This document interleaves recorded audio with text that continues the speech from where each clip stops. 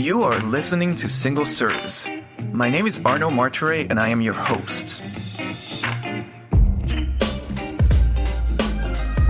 Single Serves is a podcast dealing with design, architecture, business, and city building in which I interview an expert on a specific subject matter.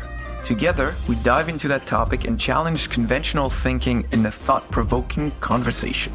I sincerely hope that you will find these conversations as engaging as I did and learn a thing or two in the process. Don't forget to send us your comments, criticism, and praise. To do so, you can email us at hello@rvltr.studio or leave a comment online. You can also subscribe to the podcast on our website at rvltr.studio.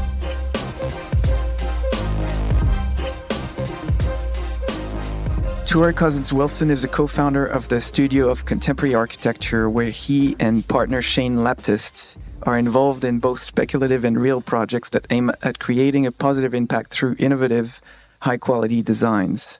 Their designs and ideas have been extensively published and acknowledged. Tura, thank you very much for being on the show and indulging in my city building obsession. It's a real pleasure to welcome you as a guest. Thank you. Thanks for having me. So today we're discussing yet another time Toronto's chronically undersupplied housing stock. But this time we're looking at the idea of reviving social housing through conservation and what it means for a city like Toronto. So before we jump right into the topic, can you tell us who you are and what you do in your own words in 3 sentences or less? Yes. Simply, I'm an architect born and raised in Toronto, Ontario. Currently working at the Studio of Contemporary Architecture, which I co-founded with Shane Laptiste, as you mentioned.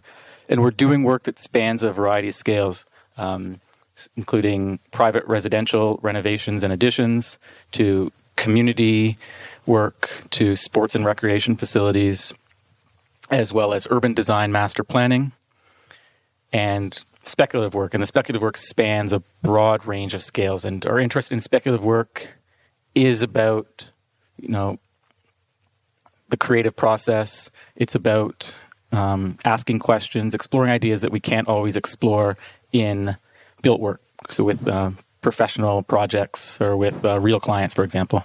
And some of those projects are actually very interesting. I'm thinking about the renovation of that brutalist theater.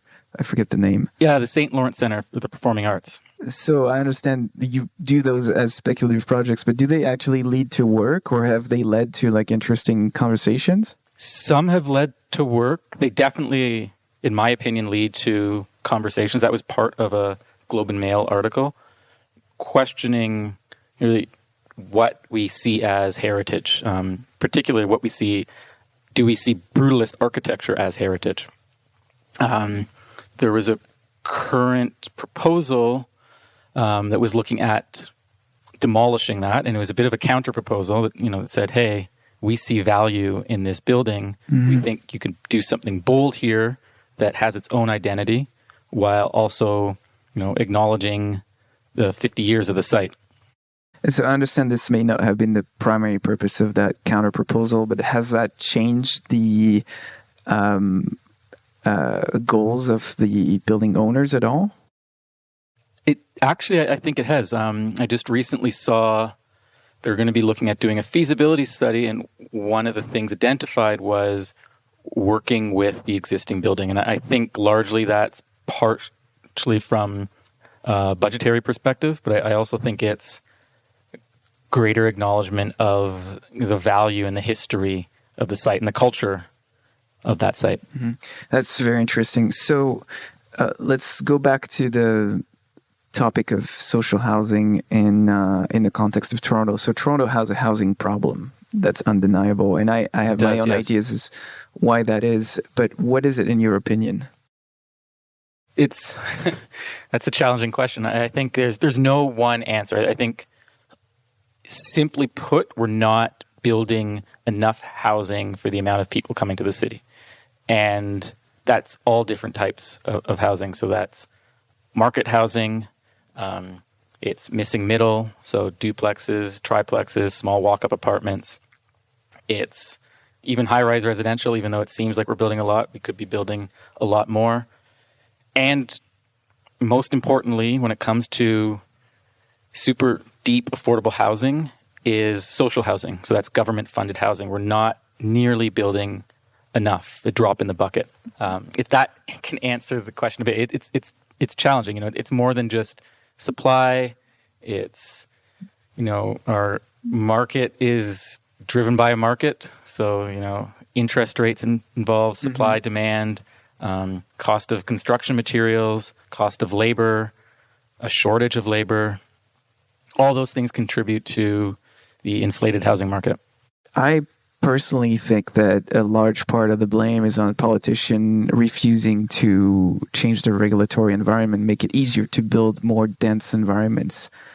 How much do you think that impacts the whole situation? I think that's a big part. As I was saying, the question of missing middle, small walk-ups in similar scale to a single-family home, but have multiple units in roughly the same size.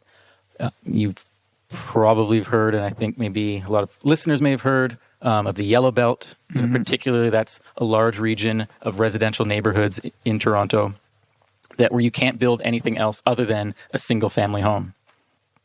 And when the largest area of land can only be put to one use, that limits the amount of housing that you can build. Yeah, that's simple arithmetic, right? So how does those broad-ranging societal issues relate to social housing and its preservation? They do and they don't. So the missing middle in general doesn't necessarily have to relate to social housing, although you can have social housing that is missing middle or at a smaller scale. And, TCHC, Toronto Community Housing, they have part of their portfolio is missing middle houses, so duplex, triplexes, in addition to their larger buildings. If that. Yeah, that makes sense. That makes sense, So let's talk about heritage, because that was the topic. Like, what is your definition of heritage? And I think because you just had a talk at IDS, you were talking about reviving social housing as heritage buildings instead of demolishing them. So what has been the extent of your work? What are you advocating for? And more importantly, what are the roadblocks that you're up against that maybe prevent you from doing that or prevent your proposals from becoming reality? Yeah, it's an interesting question. And the question of heritage has been an interest of our studio for some time now. And, asking what makes the city, and in the case Toronto, what makes Toronto, that we're, worth saying, this is what defines us. And I think in a lot of cases, Victorian era, neoclassical architecture, early 20th century industrial architecture is considered, part of the ethos and character of the city. I would argue less so, although it is changing. There has been, but more, and it has been changing more recently. I would argue that mid-century architecture, whether it be just modernism, brutalism, high-tech architecture, doesn't have that same broader value. And I think there's niches of certain architects who appreciate it, but less so from a broader cultural perspective. And I'd say the interesting thing is so much of our city is made up of those post-war years. In a lot of ways, I would say Toronto came of age after the Second World War, demographically, definitely in the scale, the way the city boomed. And culturally, it's transitioned from a very white Anglo-Saxon Protestant city to a much more diverse and continually more diverse city. And the question then becomes, is that era architecture have value? And I would suggest that it does. And then the talk today at IDS was looking at specifically at Alexandra Park, an 18-acre site just west of the downtown core. That's Spadina and Dundas, right? Yeah, Spadina and Dundas. So just west of Chinatown, south of Kensington Market, and then north of Queen, and east of Bathurst Street. It was undergoing large-scale redevelopment master plan, very much similar to Regent Park, well underway. It started in 2014. That is seeing the existing site that was designed by Jerome Markson, a really interesting Toronto architect. Demolished to make way for a new development. So, and a mix of use. The idea being that you have a market and market units that finance the replacement of social housing units, below market units. Yeah. And it started with an article that I wrote in Azure, questioning the approach to tabula rasa, of tearing it down to create a clean slate. Is that the best approach? From a cultural sense, a cultural memory of our identity to place, from an environmental standpoint of there's a lot of embodied carbon and energy in existing buildings. Yeah. Why landfill them unnecessarily? Yeah, and the most sustainable buildings are one you don't build, right? Exactly. And additionally, from an environmental perspective, and not even architecture, was the destruction of trees. So there was quite an extensive canopy of mature trees that are 60 plus years old.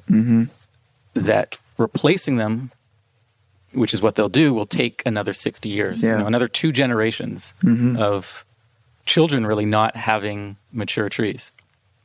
So it was questioning that approach, and it's an approach that was taken, a similar approach that was taken in phase 1 of Regent Park, and there's new developments happening elsewhere in the city and across the country of what do we do? How do we restore and regenerate these sites? And not to say at all that there aren't shortcomings with them. There aren't design shortcomings.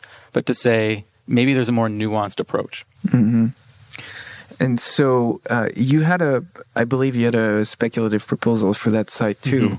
What conclusion did you come to by designing this speculative project? The conclusion was simply that, and it was almost, I'm going to back up a bit there. We treated it almost as a lab research project of questioning why do we tear this down? Can there be a more nuanced approach? And was testing whether there could be a more nuanced approach through a design exercise that literally looked at the site and said, these are the existing buildings. What is the value to them?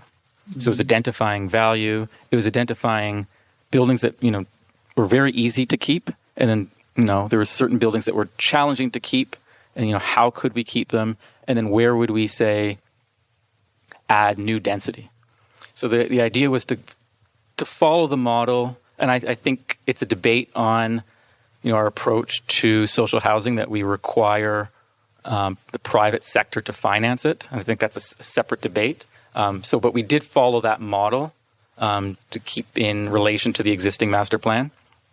And is finding areas to add new density that wouldn't impact the existing structures as much as possible. So largely looking at empty parking lots, so surface grade parking lots, and adding a lot of density. And it was, I think, challenging the idea that Toronto can't have high amounts of density. So if we kept, a 2-story townhouse, to have a consistent density might mean that we need a 30-story point tower right beside it. And I think in this city, if we are going to have a conversation about heritage, it's about the duality. It's not about preserving some archaic vision or notion of the past, but allowing the city to renew itself while at the same time still being respectful of the past.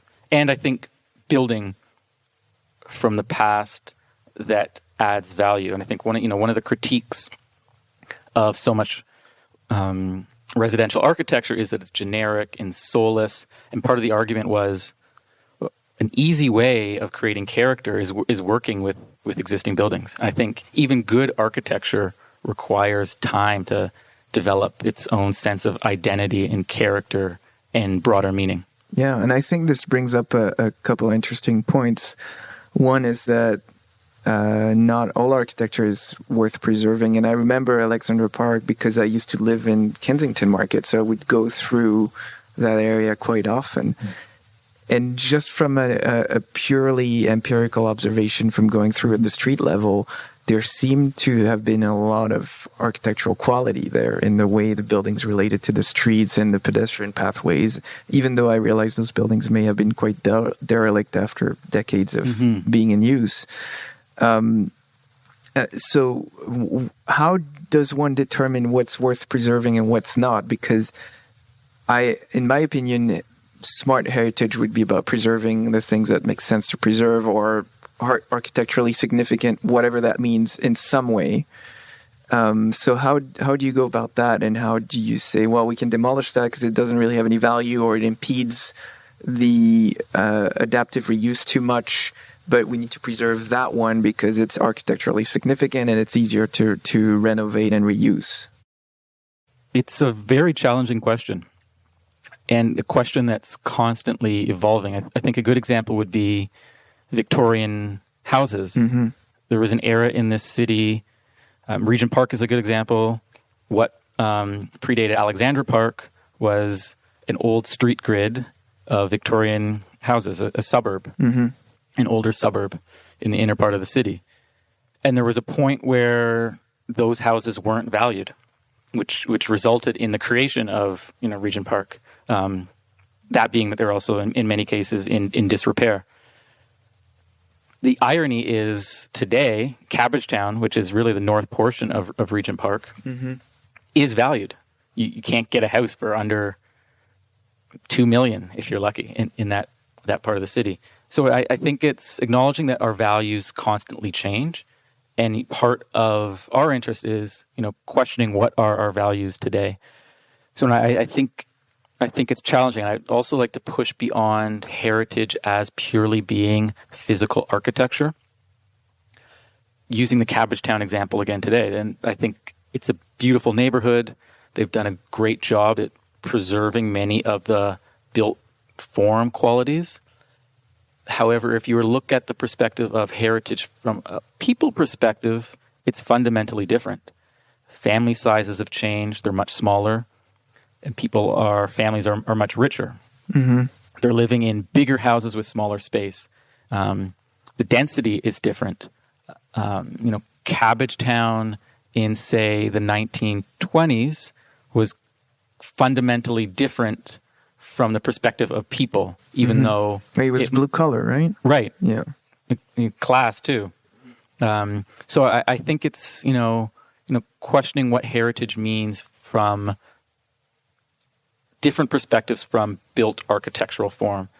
Because ultimately, my opinion is heritage is meaningless to a large degree if it's not used well.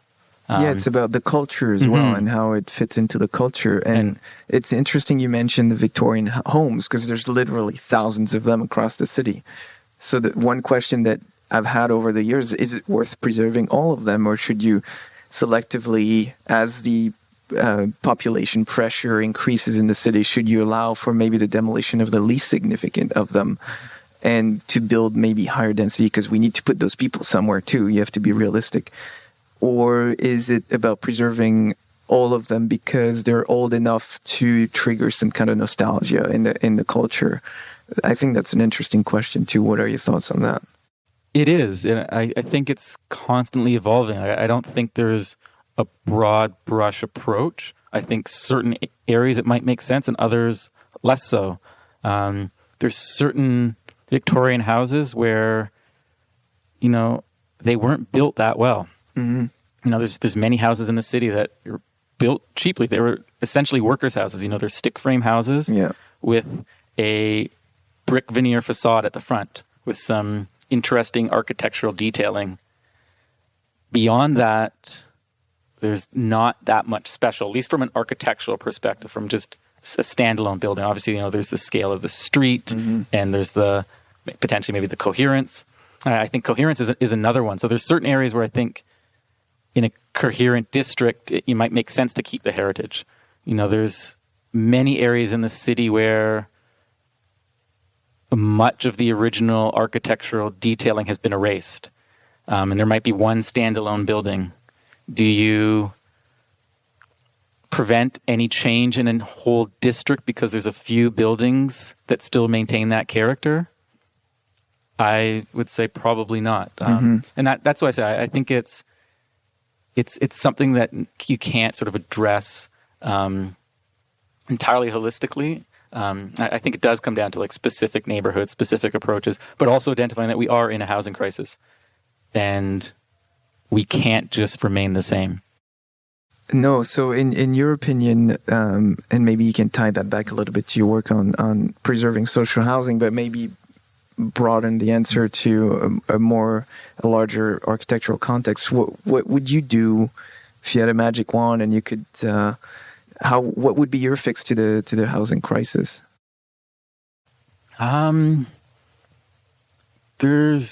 think simply it would be investing more money in public housing is probably the first thing that I would say. And I don't mean, $1 or $2 billion. I mean a lot of money across the country for the next 10 to 20 years. It's a crisis we're not going to get out of in the short term. It's in large part, it's a generational approach. Yeah. The next thing is, and I think this gets to heritage, and I think, one of the critiques that I talked about with Alex Park is, and, even Regent Park is, we are generally okay with upending large social housing communities, but we wouldn't do that, say, for Rosedale. Or the Annex. And they wouldn't let you do that because every time there's a condo at the end of the street, they go up in arms and say, we don't want to destroy the character of the neighborhood, whatever that means. Right. So, yeah, I guess there is a point to be made about your level of wealth determining how much your housing is protected, so to speak. Right. It's, and I think, I'm not sure how to articulate it there. I think it's, in an ideal world, we could build housing everywhere. And it gets back to kind of the question of the yellow belt, the question of missing middle, the question of scale. As I mentioned previously, the ability to say, hey, it's okay to have, say, a 20-story building that backs onto a much smaller building because you want to keep that smaller building. And there's cities elsewhere where it happens all the time. Definitely. In every neighborhood. Definitely. So, to me, what's baffling about Toronto and to an extent maybe other Canadian cities is that there's this fear that more density will destroy the character of the neighborhood. Again, whatever the hell that means, because I don't think it's a valid argument. But people fail to look at other successful cities that are way denser than Toronto and still managing to be very livable. But I think our idea of livability in Canada or North America, I guess you could say, is that you have to have a single family home with a 2-car parking pad and maybe even a garage, because that's what you should have if you make it in life. I guess that's a bit of an overly broad generalization, but I think there's, that kind of desire to show that you've made it by owning a piece of single family property instead of, in Paris, wealthy people live in apartments, Right. And there's many other cities where that's the case. So it's also, I think there's a bit of a cultural shift that needs to happen. Definitely. And it is happening. I think, the suburban house, Canadian dream, if you will, still exists. At the same time, the majority of residents in Toronto live in apartment buildings. Is that the case? Yes. And I think, and it's going to continue to be the case. It's interesting because in looking at the city, like walking or driving through it, you'd think there's more single-family units than there are apartment units. So it's interesting to see that statistically there's more people living in apartments. Yeah, when you think of the space that a single-family home can take up. Yeah.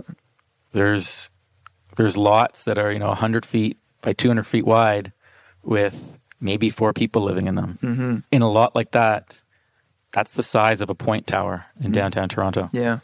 Yeah, so you could literally have hundreds of units in the same space. So what are the, we talked about conservation and heritage and more of the cultural aspect. What are the environmental benefits of preserving any architecture, but specifically social housing? I think I was touched on previously. One being the embodied energy in a building. If you don't have to tear down a building, and really when you think about what you're tearing down a building is you're throwing it into a landfill. There is a huge debate and a push to remove, plastic bags. Mm-hmm. Let's say, how many billions of plastic bags does a building make up? And if you think of it from that perspective, mm-hmm. if you're demolishing a building, you're throwing out quite a few plastic bags. Yeah. So there's that perspective. There's this perspective I mentioned of existing trees. So we're not talking often that we're just demolishing buildings. We're often talking about that we're demolishing the landscape. Mm-hmm. And trees, again, have an embodied energy. They also provide shading. Some of the most porous neighborhoods in our city have not enough trees. And as a result, some of the poorest neighborhoods are also some of the hottest neighborhoods in the summer. Mm-hmm. So there's that environmental perspective, and the perspective of human health from, trees mm-hmm. cleaning the environment and things like that. Yeah, that makes sense. So I think we've covered most of the questions I had, but there's one that I'm fascinated by because I've come across this idea in various forms recently. There's this idea out there that architecture has become disposable in large part. I'm not going to say that's the only reason, but in large part because of the way it's financed and the access to easy credit it's easy to borrow money. So most buildings have an amortization period of like 30 years or so, which is one generation. And so after that, they've been paid off and the owners have made their money back. And then some, they're economically speaking, they're write-off, right? They have no book value, so to speak. And so they're easily demolished because then you can rinse and repeat and do the same thing for the next 30 years. How much do you think that has an actual impact on the durability of architecture? Because I've heard one economist specifically and make the argument that even 120 years ago, we, generally speaking, built buildings that were designed to last generations and generations. And then with the kind of new financing model and the access to easy credit that has gone by the wayside, what's your take on that? And is there something that can be done in the way buildings are financed to incentivize owners, architects, and users to design buildings that last longer? That's a very good question, and a question I'm not sure I can give you a complete answer to. I would say, I would add that it's how we finance architecture and how technology, I think, has changed architecture. Mm-hmm. And I think that the two tied in together with globalization and how architecture today, and, when I say today, it's not that recent. Modernism also is, a change in technology as well. It's changed architecture than say, 100 years ago, from, where we source our building materials mm-hmm. to the types of laborers and craft people that are required to build. You can have large panels go up on a building where you need very few trades people, or you don't need bricklayers at all. Mm-hmm.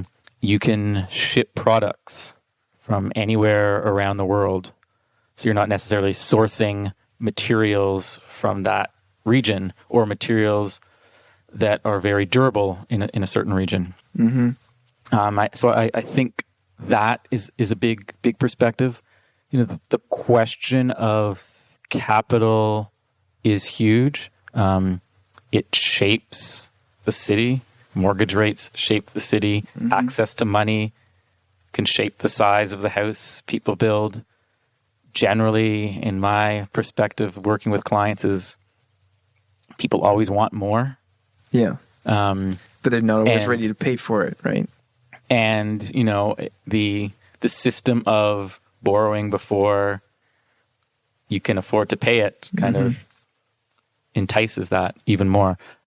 So if you pictured like any given project in your head and you would design it, say for minimum 30 years lifespan, and then you design the exact same project to last 150 years, how much more do you think it would cost? I know it's hard to throw numbers like that, but would it be significantly more expensive? I would say all our projects, we aim to go beyond 30 years. But even 50 years is short in the grand scheme of things. Even 100 years is relatively short when you think of the history of the world. I think one thing that's changing that is the environmental performance perspectives, energy costs, that and certain standards, so like the Toronto Green Standards, forcing or net zero, things like Passive House, as more municipalities and authorities having jurisdiction require higher standards, the more likely we're going to see better, higher quality architecture from an energy perspective, but I also think from a detailing perspective, and I think even from an aesthetic perspective. So you do think those standards are actually pushing the quality of the architecture itself beyond just the energy performance? It has the potential to, I think, to clarify. There's certainly bad green buildings from both a beauty perspective, but also in how they make people feel. So it can perform well, but it's ugly. Or it can perform well and it's not comfortable. It's not comfortable. Yeah. No, that makes sense. I like to hope.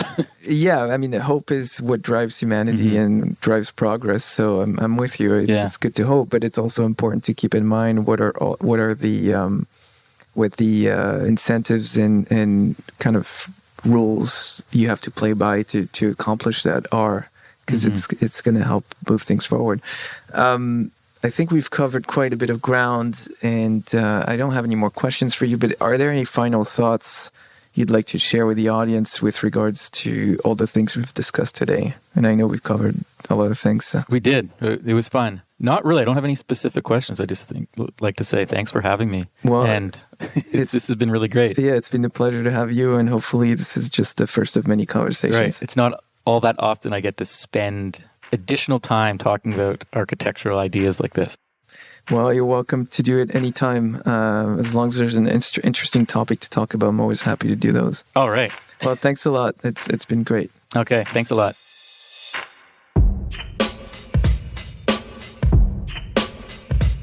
Hey, Arno here. I hope you've enjoyed this episode and that you'll come back for more. Please share with your friends and colleagues, and remember to subscribe on our website at rvltr.studio. Until next time, ciao.